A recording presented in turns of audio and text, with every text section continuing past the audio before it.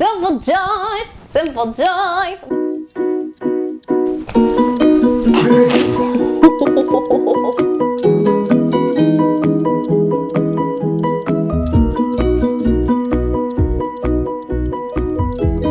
Hello my friends, I hope you are having the most magical day. My name is Helena and I run the blog called The Simple Joys. I am an American expat living in France, a photographer, blogger, and I'm someone who is very passionate about uplifting and inspiring people to notice the simple joys in the mundane of everyday life. Today I want to talk about 12 things that you can do when life feels out of control. I know right now at this time, COVID-19, there's a pandemic going around. In France, we've been quarantined in our house for 2 weeks now, and it's been hard, but it hasn't been as hard as I think a lot of people are taking it. I've been practicing these 12 tips in my everyday life for the last 2 years as an American expat. Before we get started, if you want to continue watching these videos, please be sure to subscribe and click that notification bell to be updated on when I post the next video. So if you love this content, please give this video a thumbs up in the box below and be sure to subscribe. All right, let's get into it. The 12 ways that you can control your life when life feels out of control. Number 1, clean your house. I don't know about you, but I feel like I can't stay focused and stay clear when there's clutter everywhere in my house, especially when it feels like it's a dirty house, right? When I see dust or I see grime or I see a lot of like dirt and stuff, I want to clean that up because it feels like I can control my environment. So a great way that you can feel in control is by controlling your environment. Clean your house. Get on those rubber gloves and get your favorite sponge. I know I've got a favorite sponge and a favorite dish soap, but that's just me. Get those dishes done, get the work done. I'm telling you, there's nothing like sweeping and mopping when you feel out of control. It feels like when you physically move your body and also get your environment clean and clear of clutter, oh, it feels so good afterwards. And there's nothing better than coming out of that with a sparkling, clutter-free home. Next tip, number 2, organize and declutter your possessions. If you're stuck inside right now with this COVID-19 or you just feel out of control in general, go through your closets, go through your drawers, and yes, go through that junk drawer. Open that drawer up, that dreaded drawer that you never want to look into. I know you, Alex. Me? I know you, babe. You don't want to go in that junk drawer. Go and tackle it. Go through your closet. Go through your drawers. Go through your paperwork and organize and get rid of things that don't lift you up, things that don't bring you joy, things that aren't essential and vital to your well-being. This is the time to get rid of things that you can control. I promise you will feel so much more at ease and at peace when you've tackled those possessions. Now, get to organizing. Now, the third thing, move your hands. When you feel out of control, it's easy to want to numb yourself. It's easy to want to pick up the remote and binge watch Netflix all day long. I know that it is hard to get off the couch and to get your body moving and to be productive and to get things done. But one tip I have for you is move your hands. Pick up a craft. Pick up an activity. Try sewing. Try cooking. Try writing a letter. Try journaling. Try a craft. Make your own jewelry. Try an activity where you can move your hands. Using manual dexterity to grasp and manipulate objects is a great way to feel in control of your life. I find that when I am practicing mindfulness and doing an activity with my hands, I feel so much more in control. Number 5, or is it number 4? Number 4, pick up a craft or a hobby. Again, this brings back the last point, but a lot of people are numbing themselves out when they're out of control. When they feel in despair, they just want to binge watch things. I encourage you to pick up a hobby, pick up a craft. Some of the hobbies I love to make my own jewelry. I love to write letters. I love to play card games. I love to play solitaire, watercolor paint. These are all things that I love to do. When I was growing up, my grandmother always when she felt stressed or out of control, my grandmother would always go to her craft room in her garage, and she would make these beautiful potpourri jars. She would cut lace and ribbon, and she would tie it in these beautiful jars, and she would spend time making these crafts with her hands, and then she would gift these potpourri jars to her family members and her loved ones. That was just one of the many ways that my grandmother loved to connect with herself and to pick up a hobby when she felt stressed. Number 5, make bread. Like, actually bake the bread. Like, knead the dough and cut it and mold it and put it in the oven. Add some spices or whatever it is you want to put on your bread. I have a dear friend of mine who loves to bake bread. Along with baking bread, you could learn a new recipe. Right now, my husband, hey babe. My husband is learning to cook new recipes right now. He is making a new dish every night. He's making Thai one night and Mexican another night. He's constantly learning new recipes, and every night I'm like, oh, I get to eat this amazing food. Oh, I'm gonna bake some cookies actually tonight after I record this video. Number 6, pick up a book. We can escape our world and explore new destinations and stories, and we can delve into new worlds when we pick up a story. Whenever I feel sad, I know that I can always pick up a book and I can feel hopeful, and I can learn something, and I can grow from a story. Books help us feel safe and comforted. So I encourage you to get some actual books, turn open those pages, and read something. Number 7, consume more laughter.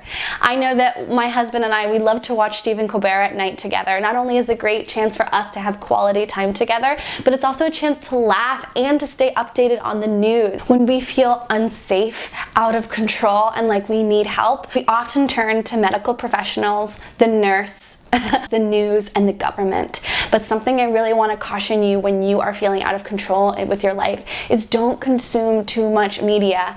It is so important to stay aware and to stay informed of what's going on in our world, but I encourage you to place designated time slots to check the news. I always ask myself, energetically, what does this bring to my life? Is this essential? Is this vital? This is something I'm constantly asking myself before I take on anything. It is how I set boundaries. It is how I say no to things. If it doesn't 100% light me up, I won't commit.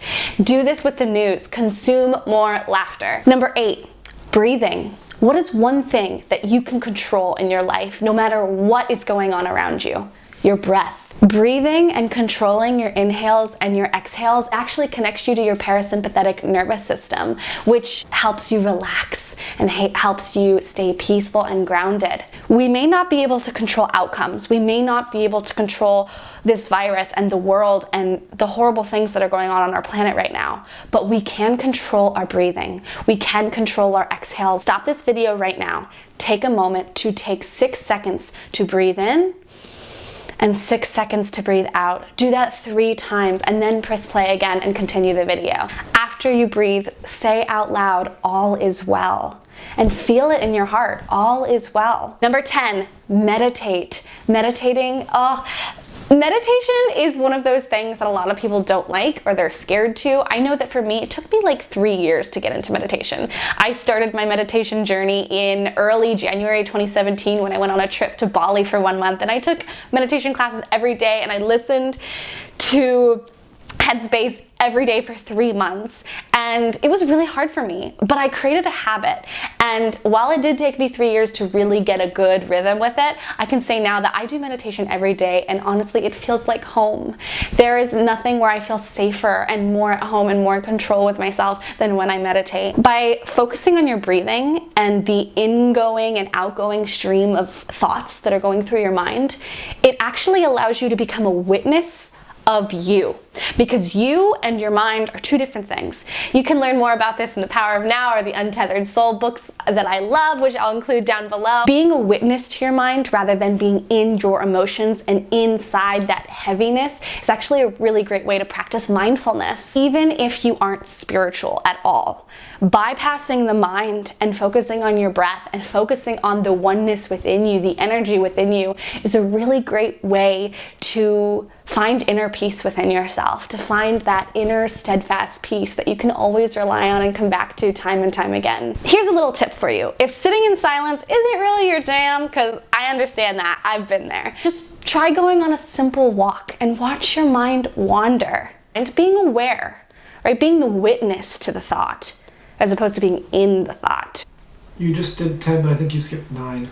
Oh, I skipped 9. Okay, so that was number 9. Number 10. I think, I'm not sure. I think, yeah. No, you're right, honey. You're right, honey. Number 10, notice the simple joys. Simple joys, simple joys. What you focus on grows. If you're constantly paying attention to the negative things in your life, you're just gonna have more negative things come up in your life because that's where your frequency and your attention is going to. When you focus on appreciation, when you focus on those simple things that you are grateful and appreciative of, more good things come into your life. So do me a favor. I want you to take a second to notice 10 simple joys that are around you right now. They could be physical things, they could be tangible things, they could be things as simple as your eyesight. I can see, I can taste food, I can feel my feet, I have 2 feet that I can walk on, I have all my fingers. These are things that I am so grateful, and they're simple. They're simple joys that I am constantly aware of, and when you place your energy and your focus on appreciation, that just magnifies. Choosing to redirect our thoughts time and time again, we create a habit. And that habit over a period of months becomes a mood. And that mood over a period of years becomes a personality set point. It's called the emotional refractory period.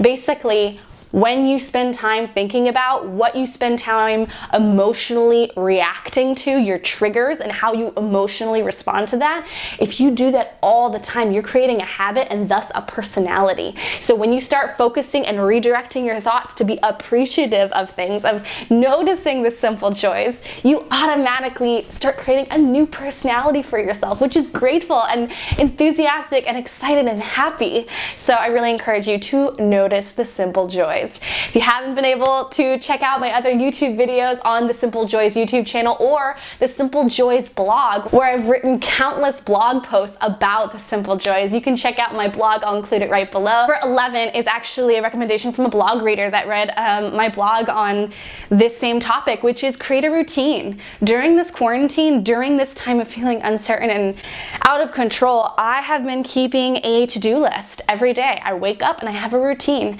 I have certain things that I do every day. I get up, I meditate, I journal, I connect to my body, I connect to my breath, I go outside, I take a walk, I mail a letter, go home, start working on my business, my photography business, I make videos. I have a routine, a schedule that I'm actually doing things and creating things.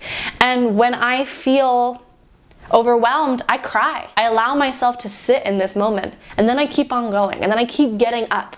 I keep taking a single step forward to the next thing.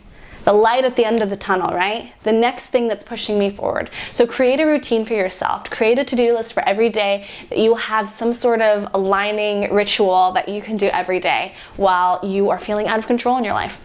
The 12th thing that you can do to feel more in control in your life is to get dressed. It's so simple, but I think a lot of people may be like staying in their pajamas all day or staying in the yoga pants all day, and there's nothing wrong with that. I did that the first few days. But there's something really, I noticed that I was feeling really down on myself, and I was feeling energetically low when I was staying in my pajamas, when I wasn't getting dressed up. I do put myself together. I put on my favorite perfume every morning. I put on a bracelet, I put on rings, I put on earrings, I put on a lipstick, my favorite colorful lipstick, because it brings me joy, and I put on my favorite dresses, and like, I'm not going anywhere today, but I feel really good when I get dressed up. So you feel more in control in your life when you can control your outfit, when you can control how you look, when you can control your style and your accessories and those little details. These little ways can help you feel more in control in your life. My heart is with you. My heart, I'm sending you so many good vibes and so much positive energy and light to you and your loved ones right now. This is a hard time we are going through, but I encourage you to continue showing up and and catering to your self needs and your self-care rituals, and to continue doing things that light you up even when this path is uncertain, even when we don't know what is gonna come on the other side. I'm scared. I know a lot of people are scared, but I'm still showing up and I'm still doing things that bring me light and bring me love in my heart. So my friends, I hope these 12 things helped. If you liked this video, please give it a thumbs up and feel free to subscribe and click that notification bell if you want to keep seeing more content. Thank you so much, my friends, and have a magical, magical day.